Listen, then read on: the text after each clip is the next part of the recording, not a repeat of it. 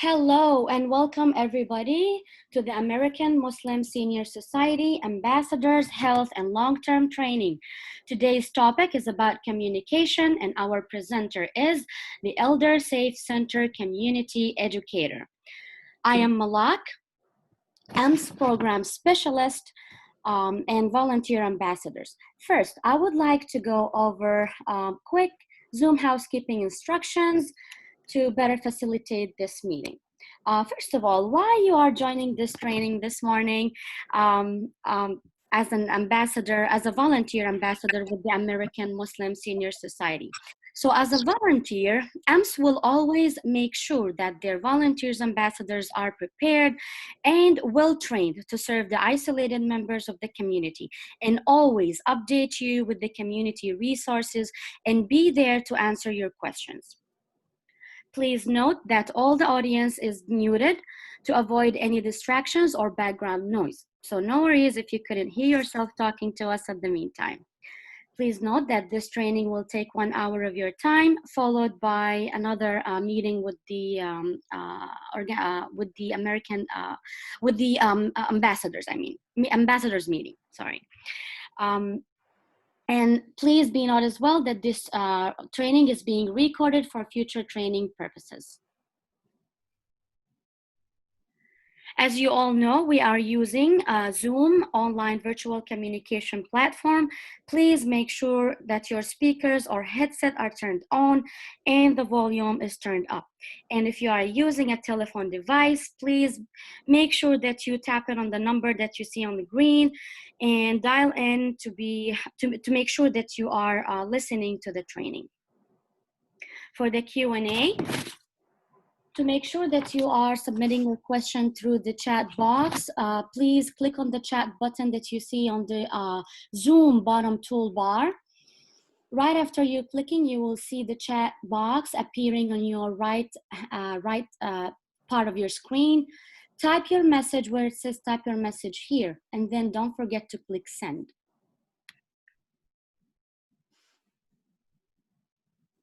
Now, please join me in thanking and welcoming our partner, the Elder Safe Center Community Educator. Mama Mona, go ahead and introduce our speaker for today. Well, thank you very, very much, Malak, for this great introduction. Wonderful. And all the instructions. Really, really helpful. Thank you so much. It is my pleasure and honor to introduce to you today Sydney Paninkas.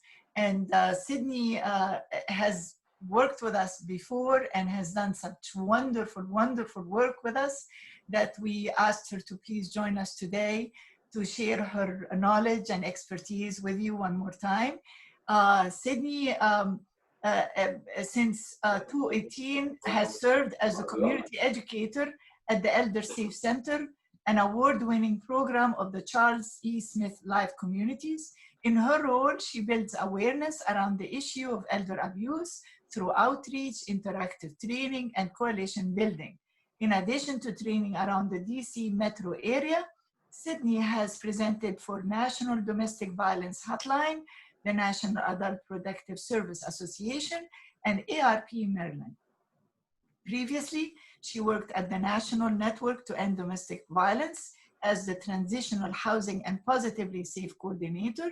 Along with her focus on violence prevention work, Sydney has focused on serving and advocating for older adults through volunteer work. She has experience working and leading activities in senior centers, long-term care facilities, and independent living homes for older adults. She currently volunteers with Heartland Hospice, Meals on Wheels of Central Maryland, and the Jewish Council on Aging. Sydney is a licensed graduate social worker in the District of Columbia with a Bachelor of Arts in Human Services and Sociology from Northeastern University and a Master's in Social Work from Boston University. Without further ado, I want you to all welcome Sydney Paninkas. Welcome, Sydney. Thank you so much. Thank you all for having me. I'm going to just take a moment here to share my screen, pull up my PowerPoint. Okay. All right. So thank you all so much. I am from Charles E. Smith Life Communities. So for those of you who maybe are less familiar with Charles E. Smith Life, we are formerly the Hebrew home of Greater Rockville. Or Greater Washington, I'm sorry, located in Rockville. We have a large campus serving older adults. We have long-term care, rehab, and then independent living apartments for older adults as well. And my program, the Elder Safe Center, is about 5 years old, actually coming on 6 years in September. And it's all focused on serving older adults in the community that have experienced some form of abuse, neglect, or exploitation. So today I'm going to talk about ageism, the impact that the pandemic has been having on older adults, including isolation and scams, and more general warning signs that an older adult might need help right now and how to talk to them about it. And then next week, my coworker, the director of the center, is going to talk more specifically about elder abuse and what those warning signs are and the different types of abuse. So today will be more of a general overview of different ways that folks are at risk right now, and then how to have those conversations. So please feel free to put questions in the chat box, as Malak said. I have a break in between about halfway through, but definitely feel free to put them in there and we'll keep an eye on things. Okay, so just to start off, talking about ageism. Unfortunately, we've seen a really big resurgence of ageism during the pandemic. I'm sure you've all noticed this as well. We're talking about older adults using the term elderly, which, we don't like to use as much anymore, and really kind of describing and seeing folks as frail, vulnerable, kind of useless or senile, looking at everyone over 60 as if they're all the same, right? Just focusing on the risk that older adults have and not really the role that they play in society. There's not been a lot of conversations about all of the essential workers that are older adults, or all the people that play such a big role in society that are over 60. It's more been about they should all stay home, right? Or even those conversations about maybe older lives are a reasonable sacrifice and they're a little bit less important than the economy, which has been really hard to hear. I'm sure this has happened a little bit less, but people, especially in the beginning, were saying things like, well, it only affects old people, right? As if that doesn't really matter then. Or we hear things like they're on their way out anyway, so they already were going to die. One of the big politicians in the US recently said something that we should be steering clear of seniors right now because they're at risk and they might have it, and just steer clear of them. And some countries have not even been counting COVID-19 deaths that occur in nursing homes because they're viewed as deaths that were just inevitable anyway and not really part of the pandemic or anything that should be counted. So when I was researching this, I came across Boomer Remover. I don't know if people saw this. It's pretty horrible. It's comparing the virus, calling it Boomer Remover as kind of a nickname for coronavirus. And then we saw a Lieutenant Governor Dan Patrick from Texas saying that grandparents would be willing to die to save the economy for their grandchildren, as if it's a trade-off. And I remember talking to my grandmother about that right after it happened. And she said, well, I don't remember talking about that in the meeting we all had.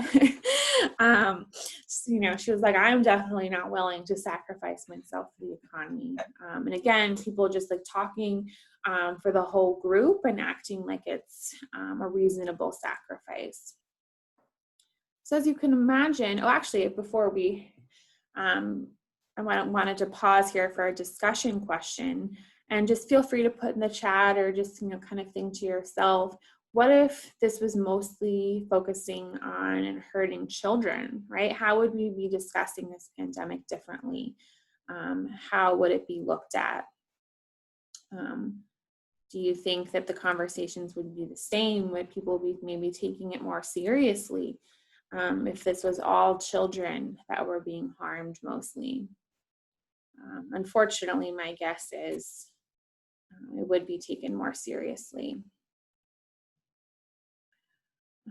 So as you can imagine, the effects of ageism have really been real for folks. We know that people really internalize those messages just like they do with racism and other forms of discrimination. So it's leading to a lot of low self-esteem, poor health outcomes from internalizing all of that. And then a lot of medical professionals are really worried that people are going to be not accessing medical care as much, right? Feeling like they're already a burden on the medical system. Their lives don't really matter. That low self-esteem is going to end up leading to more cases of self-neglect, and kind of seeing generations really be pitted against each other. And we've even seen, and I've heard of it, unfortunately, even in Montgomery County, a priority really being given to younger folks in medical care, and older folks not really getting the medical care that they deserve. So the quote at the bottom is actually from a woman I volunteer with. So as you heard in the intro, I volunteer with Meals on Wheels right now, not delivering meals, but doing weekly phone calls. So because of social distancing, those conversations that normally happened with meal delivery people isn't happening, right? They're just dropping those meals off and leaving. And they haven't really been able to check in on the clients. So volunteers like me, we do calls twice a week to meal recipients and just check in on them. And this was a conversation I had with a woman living up in Baltimore, and she was telling me how lonely she was and how no one ever visited and no one ever called. And she said that she understood because she knows that people just don't like old people, right? So you can really see she was really, really internalizing all of these messages and definitely feeling the effects of it. So some ways that you can work to combat ageism right now, just in your work and in your personal life. When we talk about it, focusing more on risk factors than age, right? So as opposed to saying, well, we know everyone over 65 is really at risk, or all older adults, or who we have to protect, really focusing on those risk factors, right? People that have, immunodeficiency disorder, or people that have these pre-existing conditions, as opposed to making it like everybody over a certain age is all the same. And using less paternalistic language. And I know this is even hard in my own life, right? We want our loved ones to be safe. And, when I talk to my grandma, I want to say, don't go anywhere, and, tell her what to do. But remembering that, we all have our own decisions and the right to make those decisions. And kind of, I think as a society right now, we've really been telling older adults what to do, right? And seeing it as our duty to protect them, which is funny because we're also saying your lives don't matter, but also telling them what to do. But trying to use less paternalistic language, I think, is going to be really important. And then again, just highlighting all of the contributions that older adults are making in society right now. They're not, right, just this group that's a big risk factor. They're also really important and vital to our communities. And then listening and learning from folks is so important.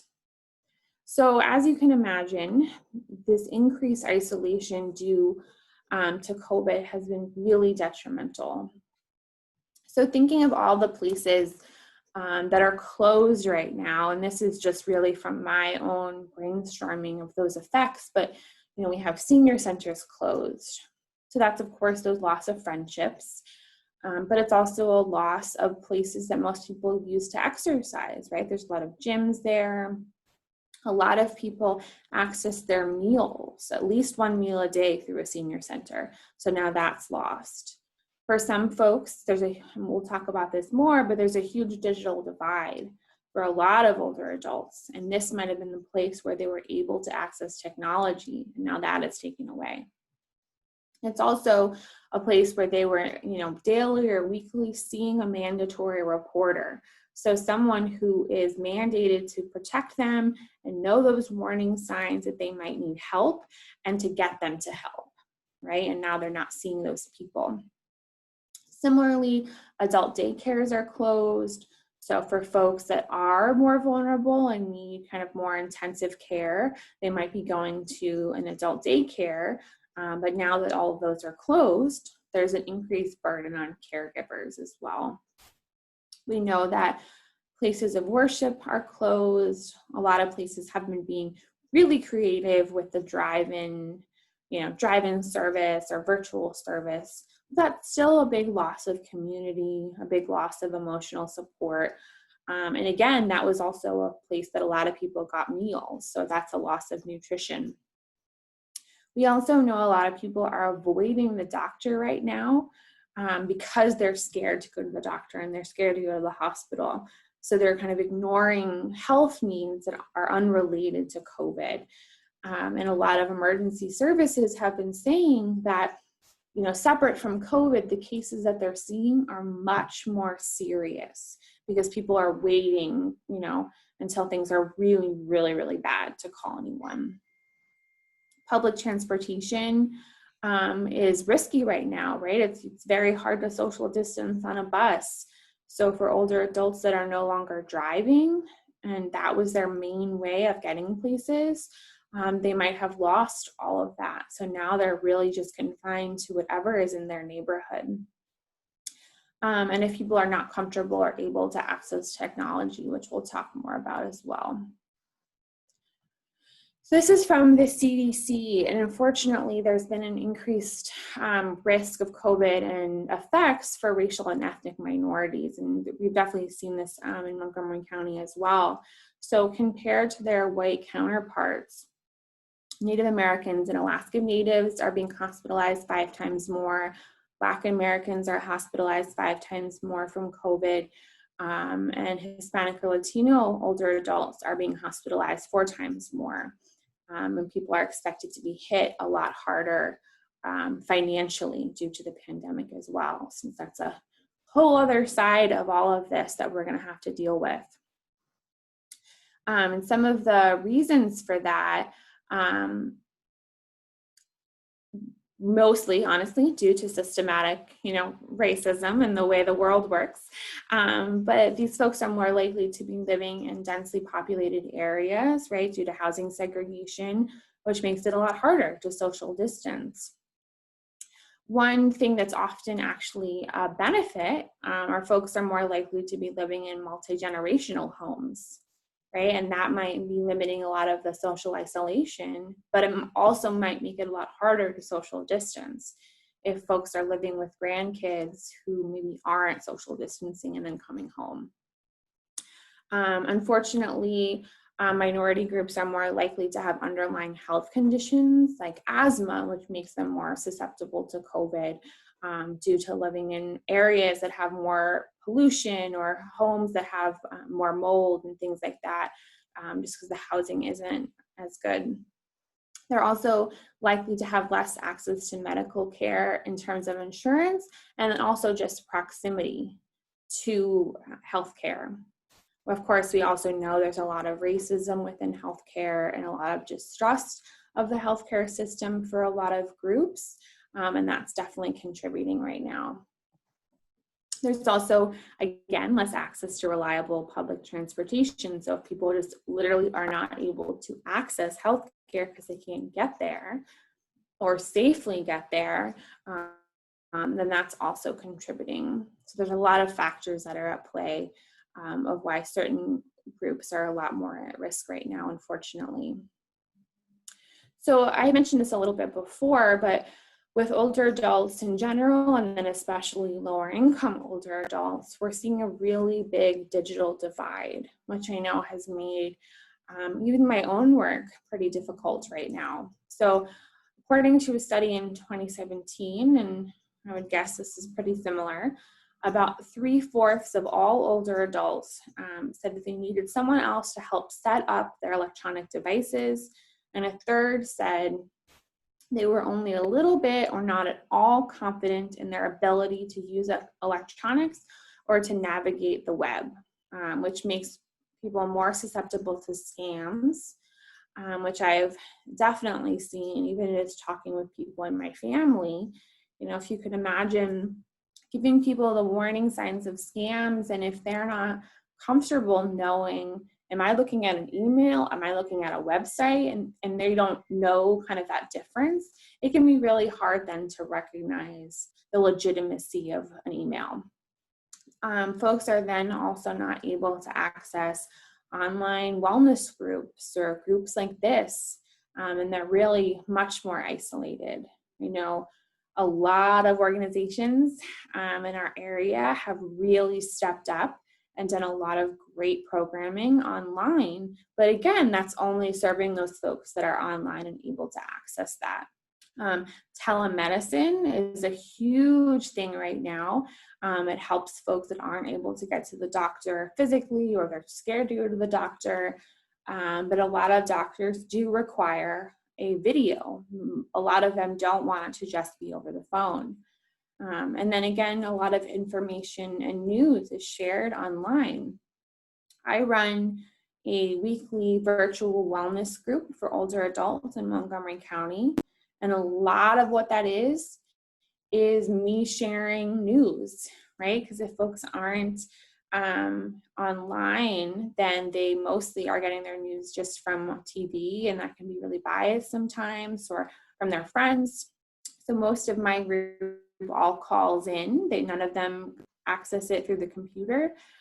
So sometimes we sit there and they ask me questions and I am just Googling, because they don't have the ability to do that.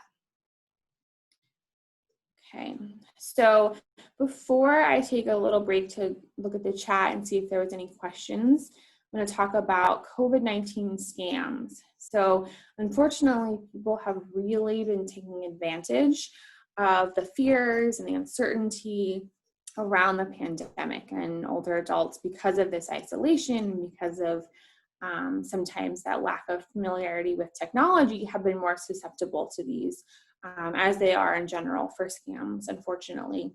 So we've been seeing fake coronavirus charities pop up. So people saying, you know, I'm raising money for all the nurses in our area, or all the people hit, you know, by this pandemic. And either they're not real charities or they are real charities, but they're calling in, like, say, pretending to be, you know, the Red Cross, but it's really not them. And then folks are giving that information over the phone and paying someone who's really not the Red Cross. We've seen a lot of scams to try to get people stimulus checks. This is, I think, slowing down a little bit because most people have received their checks at this point. But originally, people were getting fake phone calls from the government saying things like, we want to ensure that you get the right amount of money. We want to make sure you get it right away. Give us your date of birth, give us your income, give us your social security number. We've also seen people getting messages in the mail saying, you got too much money, unfortunately, right? The government accidentally paid you too much in your stimulus check, so now you need to refund it to us, which of course is, you know, the government is not doing that. But then people are unfortunately sending money to the scammers because they think they're returning it to the government due to a mistake. People had trips planned, so fake airline refund scams are coming through. You know, put in all your information, your credit card information that you used to pay for this, and then we'll give you the money back. Some of the scariest ones, I think, have been promising fake testing or fake vaccines or cures, and people have been getting messages saying, we're giving free testing at home to Medicare beneficiaries.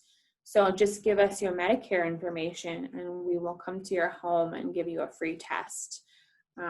It's been unclear. There hasn't been a lot of reports of people actually coming to people's homes to do these fake tests, thankfully, because I'm not really sure what would happen if they were allowed into the home, but they are stealing people's information. People are also doing fake disinfecting of homes, right? So just like we used to see contractor scams of, we're going to come and, take down your tree that's about to hit your house. It really wasn't. People are saying, we're going to disinfect your home from the virus, and they're coming in and just spraying, who knows what in the home and then charging folks. We've also heard people getting messages that due to the offices being closed, Social Security is going to be suspended during this time. And, for a lot of people, that is their main income, and getting that phone call could be terrifying, that they wouldn't be getting their money during this pandemic, especially since we don't know when it's going to end. And they're told, due to the extra work that we'll have to do because our offices are closed, you need to pay for us to go get your benefits handled. So then people are unknowingly paying to get their Social Security benefits where they think so. And then lastly, people have been getting messages saying that they've been exposed to COVID, right? They're getting messages where the person pretends to be a contact tracer or pretends to be from the government, saying, we need to protect this person's identity, but we know that you have been in contact with someone who has COVID. So we want to offer you a test and offer you a free health advisor. And then again, just give us all of your information in order to do that. So a lot of these are really preying on people's fears right now and getting them to give information quickly without having time to really think about it. Okay, so I'm going to take a second. I saw a lot of things coming through on the chat, so we'll just see if there's any questions right now. Yeah, Sydney, actually, I got a question through my text messages. Oh, okay. Yeah, so who is eligible to report for an elder abuse case? And then she goes, for example, if I see my neighbor, having a sign of neglect or abuse, can I report, or what should I do? That is a great question. I have a whole slide on adult protective services, but I'll answer that right now and then just say it again later because I think it's so important. There are people in Maryland and in every state that are mandated to report. So if they see something like that, they absolutely must report by law. However, anyone can make a report. You don't have to have any specific relationship to someone to make a report. So if I was walking down the street or driving and I saw someone who looked like they really needed help, an older man who was, maybe selling water and looked really dehydrated and wasn't clean looking and just looked like he needed help and I didn't know who he was at all, I could make a report, right? So no relationship is required or no specific role is required to make those reports. In addition, a lot of people really worry that making a report will ruin a relationship they have with someone. So you are always able to report anonymously. So if I was worried about my neighbor, I would never have to tell them who I was. Sometimes I think it can be helpful to give them some context of, like how you know this information, but you could tell them, I'm not comfortable giving you my name. Even if I did say, this is Sydney Plinkus, I'm worried about my neighbor, Fran, they're never going to go to my neighbor and tell them Sydney Plinkus reported on you, right? So regardless of my anonymity in the phone call, it will always be kept confidential. Awesome, thank you. Yeah, of course. Yeah, there's another question on the chat from Faiza. She said, what is the name of the information used in Montgomery County? Faiza, I'm not quite sure understanding your question. Can you unmute yourself and ask your question, please? Yes, Sydney, you talked about virtual service, health services, transportation, and providing information news. If we want to get these, how can we connect our clients with these, with the information news? Do you mean the wellness group that I mentioned? Yeah, sorry. Okay, yes. Yeah. So that is just run through ElderSafe. Mm-hmm. So I can Malak, would it be best if I have resources, I can send it to you and then you can send it out to the whole group? Yes, yes. Okay, perfect. So I will send that out. So that is just a group that I run every Wednesday at 1 o'clock.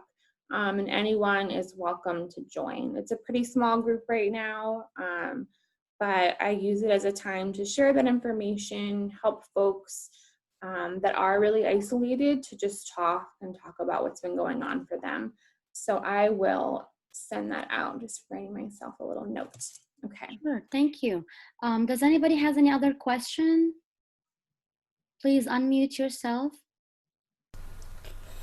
No, I have some. Hey, good morning. Thank you very much for this wonderful information. So far, it is. The points you have pointed out is playing a part in the role of the coordinator of the whole globe. So, in order there is a digital division is there. There is many other problems not faced by only by the seniors, by the all stages of our society.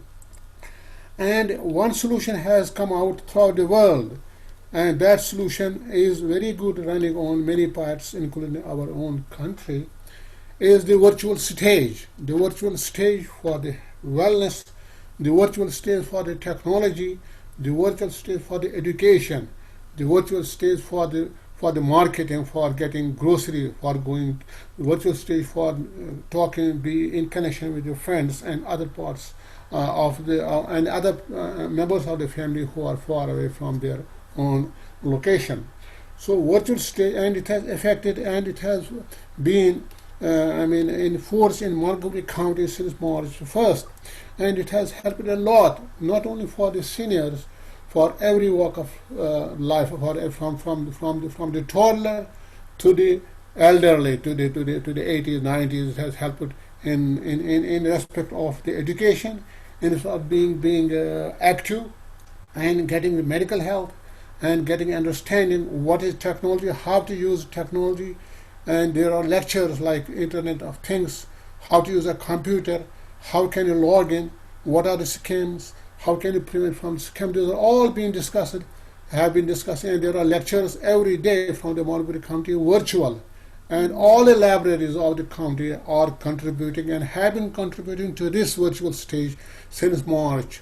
So it is recommended. I don't know whether other states, if such a thing is rampantly and without any bias, is taken up by every library of the state, and this will help a lot in solving many of the problems. Yes, that's a Nobody, great comment, Dr. Mir.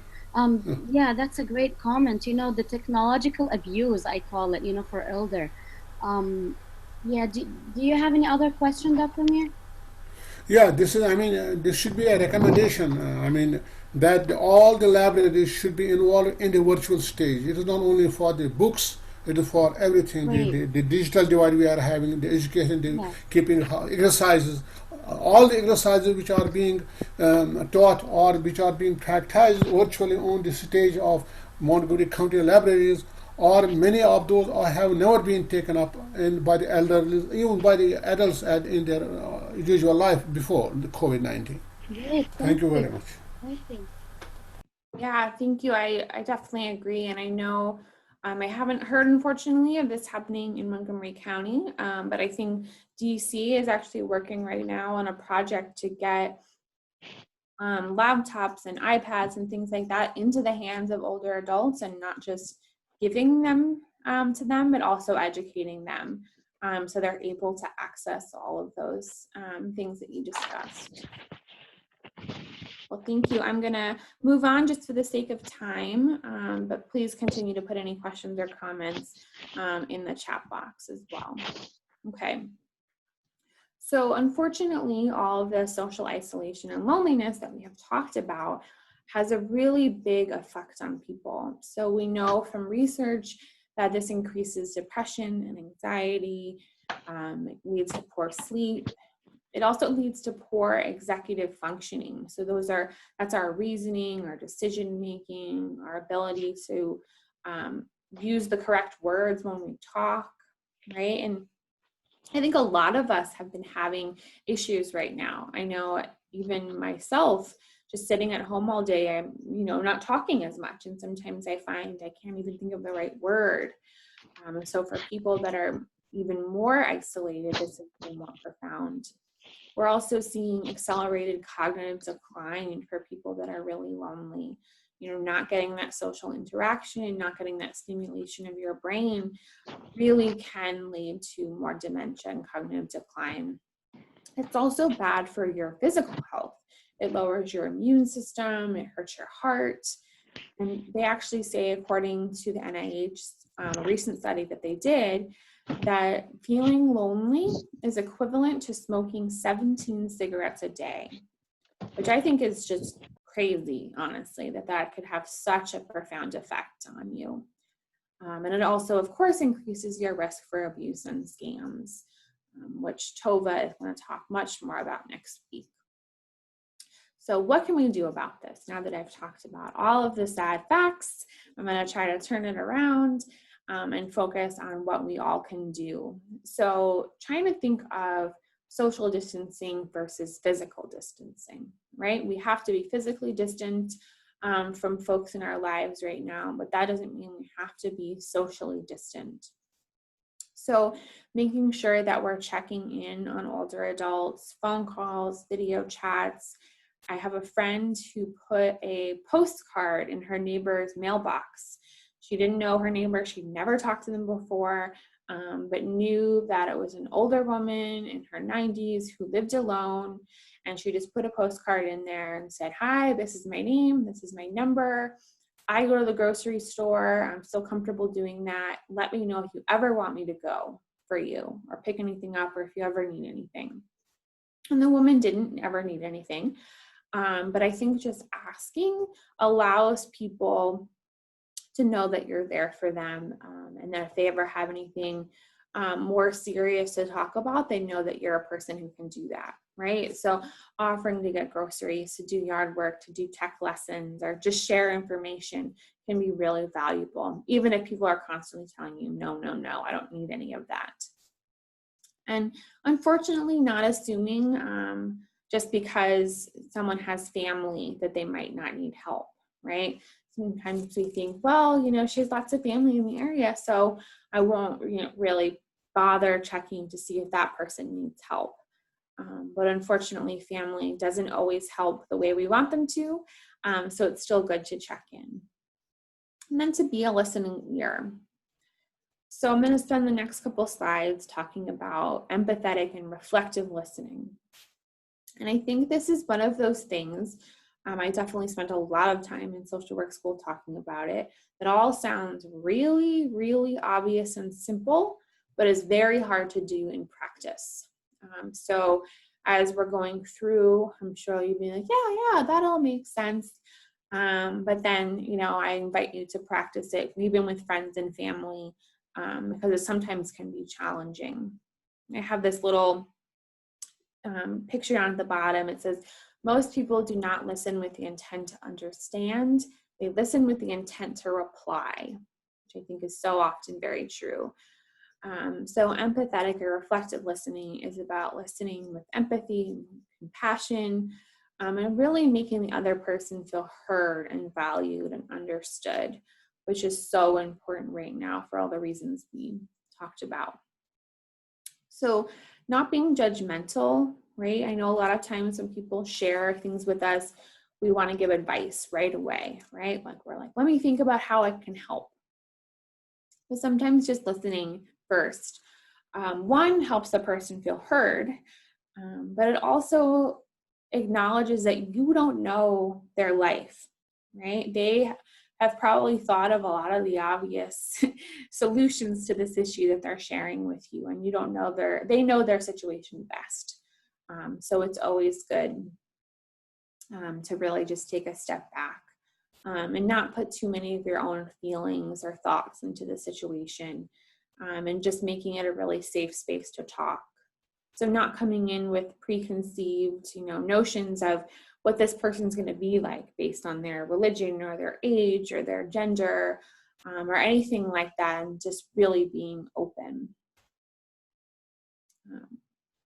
And I think in terms of my work, specifically in focusing on abuse, one of, I think, the big preconceived notions that people often think is that family involvement is going to be great, right? So people will say things like, your daughter moved in with you. That must be so great. How nice, right? Maybe it's not so nice at all. Maybe it's actually been pretty hard and difficult. So as opposed to, coming right in with your feelings of how you assume it's going to be, sometimes it's better to say, how has it been since your daughter moved in? So listening more to words and more for feelings, right? Not focusing on those small details and kind of getting distracted in those, but focusing really on the big picture and what is this person really trying to tell you? And so, not just what they're saying, but what's the tone of their voice, or do you always ask about, X, Y, or Z, and they always really kind of avoid it and paying attention to those things too. So what are they saying and what are they not saying? And then this one, again, sounds so obvious, but demonstrating that you're actually listening. So you would think of times that you've had a conversation with someone, especially thinking of phone calls, because this is what a lot of this is going to be right now because of having to be physically distant. How do you know when someone's not listening to you, right? For instance, I know immediately when I'm on the phone with my mom when she has started reading an email or she's on Facebook, right? She starts being like, and there's really long silences. I can tell she is not listening to me at all. So we want to pay attention to that in ourselves, especially in these conversations. So not interrupting, not abruptly changing the subject. That sounds like you're not only not listening, but you also don't care. Not focusing on what you're going to say next, right? One thing that I think we all need to be more comfortable with, including myself, is silence. We want to be able to answer immediately in conversations. But sometimes really just taking that minute to reflect and think about what the person said and make a meaningful statement next is really valuable. Not only is what you're saying going to be more valuable, but you've also put more thought and focus on what they're saying in the moment, as opposed to being like, well, after this, I'm going to say this, and then you're not even in the conversation anymore, right? You're in a hypothetical mind conversation. Restating or paraphrasing can be a great way to help people feel heard. Right? So if you've been going through a lot lately, it sounds like you really miss your family. And it can also be a great way to clarify things, right? Maybe you've just heard them talk all about their family visiting, and you say, it must have been so wonderful to see them. And they say, no, actually, it wasn't. And they are then able to share more with you. And similarly, asking those open-ended questions, right? And letting people know that they're probably not the only one that's having a hard time right now. So many people have been feeling lonely right now. How have you been doing? Or how are you feeling about that? And really just letting them be able to talk and giving them the time to talk. So unfortunately, due to all of the things that we've talked about, older adults right now are experiencing a lot of loneliness, which can lead to a lot of those health issues we talked about. Food insecurity, because they're not missing all of those meals, or feeling like they maybe can't safely go to the grocery store or get to the grocery store if they can't safely ride the bus or use public transportation. A lot of anxiety over the pandemic. Folks that maybe had caregivers come in the home, specifically home health caregivers, might have stopped that for now, right? I think different home health agencies are doing all different things, and some have stopped going into homes. So that's leading to a lot of neglect and self-neglect for people. We've heard of a lot of people having physical declines because they're just not moving around as much. I think in my age group and my group of friends, we're talking a lot about how much weight we're all gaining during quarantine, which is a little less serious than in my wellness group. I'm having people say things like, I am now so weak that I cannot walk the block to CVS anymore, right? And that's a real serious issue for folks. People have health issues because they're avoiding the doctor, these increased scams, and we're also unfortunately seeing increased abuse from family members and caregivers. So Tova next week is going to talk more specifically about elder abuse, but just some warning signs in general that someone, a vulnerable adult, might need more help. Could be weight loss, dehydration, if there's a pretty big increase in their confusion or memory trouble. You notice that their self-esteem has really been lowered, especially if you hear things about, them talking about hurting themselves, or my family would be better off without me, that they'd be better off if I wasn't here, no one really cares about me. Often, unfortunately, I think we think depression is a normal part of aging when it really is not. There are treatments for it, there are counselors, there's a lot of amazing resources in our area, and it's not something someone should just accept. Another warning sign would be poor hygiene, an increased worry or confusion over finances. So if someone they're talking to you and they're talking about bills they don't understand, or they're saying, I don't know what happened, but I don't have enough money for my cable anymore, so I turned that off. That could be a sign that maybe they're having trouble managing finances, or someone else has gotten involved and is taking advantage.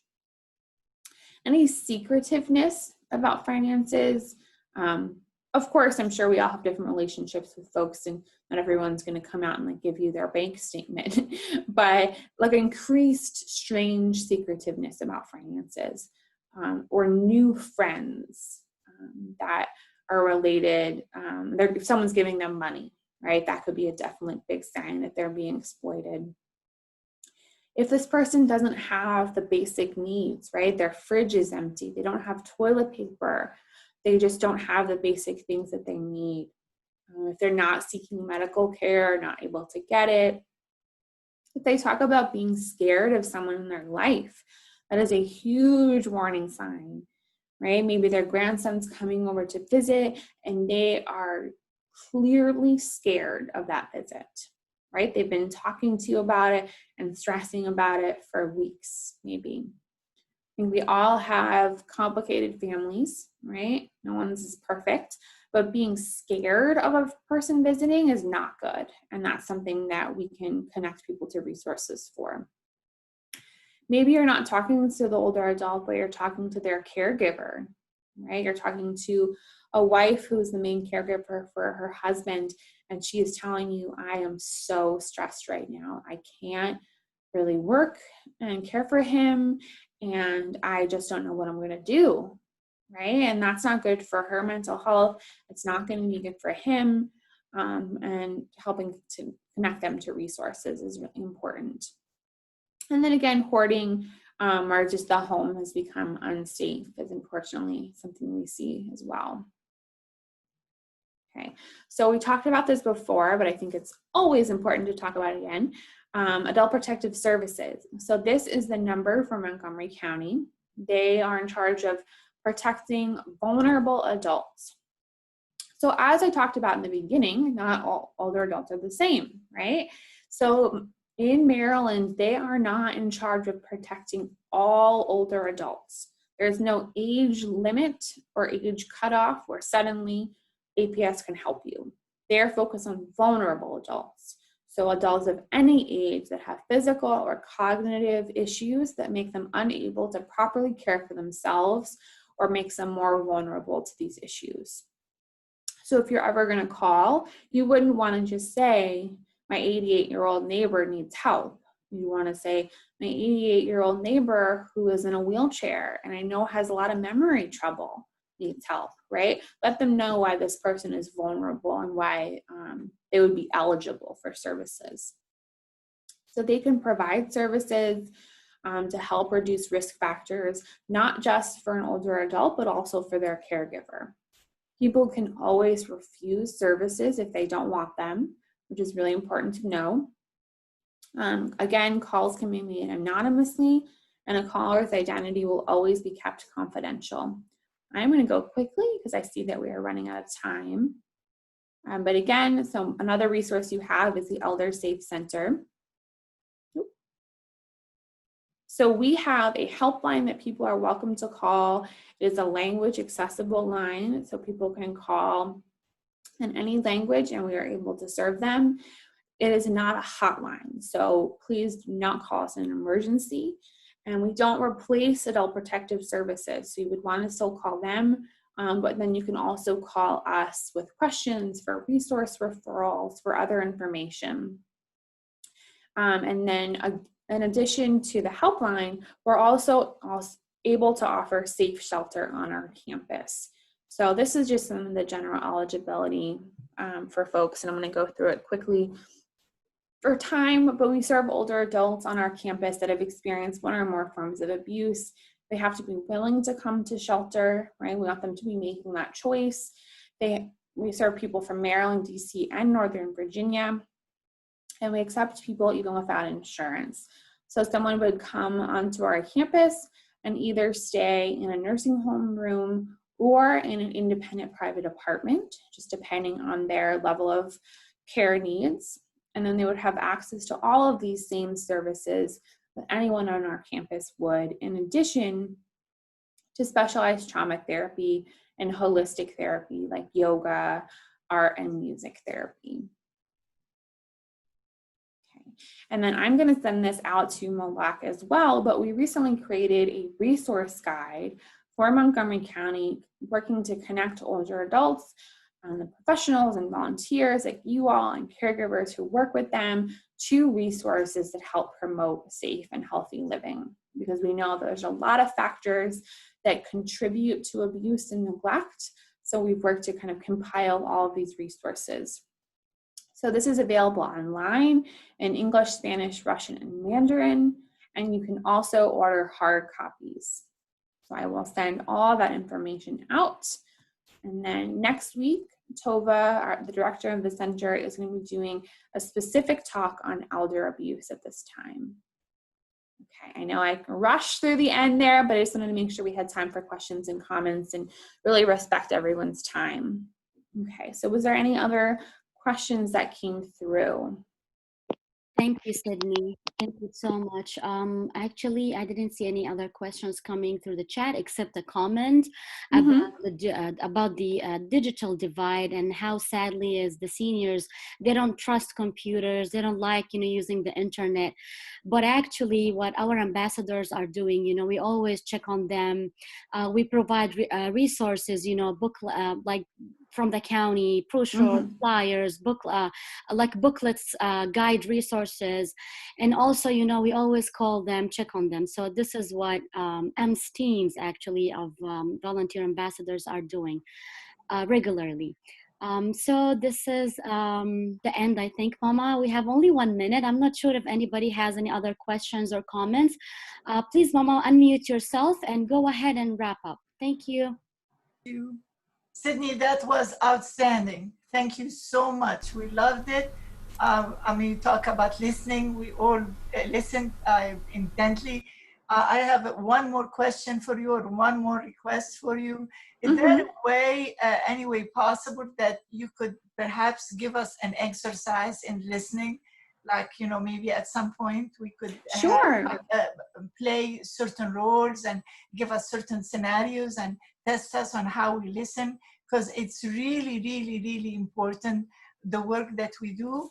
We are continuously connecting with people who are, again, isolated and underserved, and lots of loneliness and lots of, and our volunteers are our frontline heroes and heroines. So we really need to equip them with that kind of, skills, these kind of skills. So you would definitely do that. Yes. On, practical experience, we would love to have you again one more time to continue the conversation. Thank you so very much.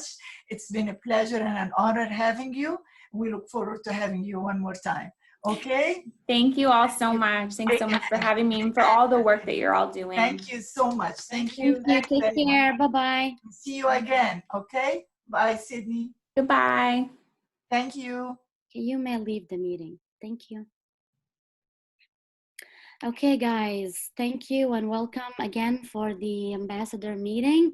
Mama, I will share my screen and I will put the agenda now. Sure, thank you so much. Malak, we really, really appreciate the Sure. fact that you're taking time out of your family's time, and we very, very much appreciate that time with us, and we love you for it. Thank you, you Mama. very, very That's my job. Here you go. I'm sharing the agenda. Okay. And yeah, go ahead and start the meeting. All right. Assalamu alaikum, everyone. السلام عليكم عمونا. All right, عليكم unmute السلام ورحمة yourself. الله. Nafisa, unmute yourself. Dr. Mir. Yes, I mean, you go ahead and unmute yourself. Oh, you have to start. Yeah, wa alaikum assalam. All right. So